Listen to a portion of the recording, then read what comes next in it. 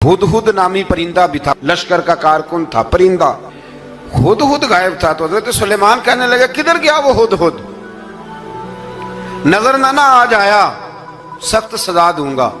यहां तो कोई अच्छी खबर लाएगा, क्योंकि वो हुदहुद परिंदा जाता था तो खबरें ला के देता था, वरना सजा दूंगा। उतनी देर में हुदहुद भी आ गया।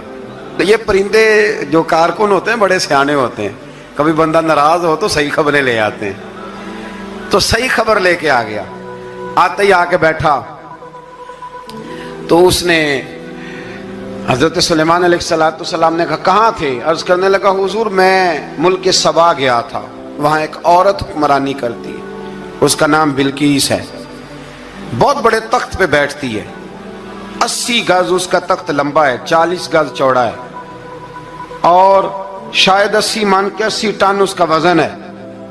तो हुजूर वो सूरज को पूछते हैं। हज़रत सुलेमान ने फौरन खत लिखा, फरमाया जाके उसे मेरा खत दे दो कि यहाँ तो कलमा पढ़ के हमारी फरमा बरदार बन जाए, वरना तैयार हो जाए, जो अल्लाह के गैर को पूछते हैं हम उनके खिलाफ जंग करेंगे। वो जब लेके गए ना खत, ये हुदूद गया तो वो मीटिंग कर रही थी, उसके वजीर मशीर सारे बैठे थे। इसने जाके खत फेंक दिया मलका बिल्कीस की झोली में। उसने खत पढ़ा तो डर गई, वजीरों को बुलाया। हजरत सुलेमान, कुरान कहता है हजरत सुलेमान ने कहा था खत फेंक के ना तो साइड पे होके सुनना वो क्या कहता। बंदों के लिए मना है, परिंदों के लिए जायज है। बंदों के लिए मना है साइड पे होके सुनना।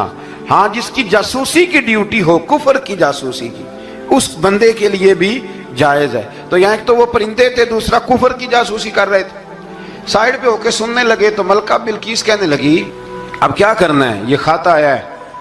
तो वो कहने लगे हम तैयार हैं, आप हुक्म करें, हम लड़ने को तैयार हैं, लड़ेंगे। वो कहने लगी नहीं, तेजी ना दिखाओ। कुरान मजीद कहता है कि वो कहने लगी जब लड़ाइयाँ होती हैं तो शहर तबाह होते हैं, मुल्क खंडर बन जाते हैं, लड़ाई मसले का हल नहीं है।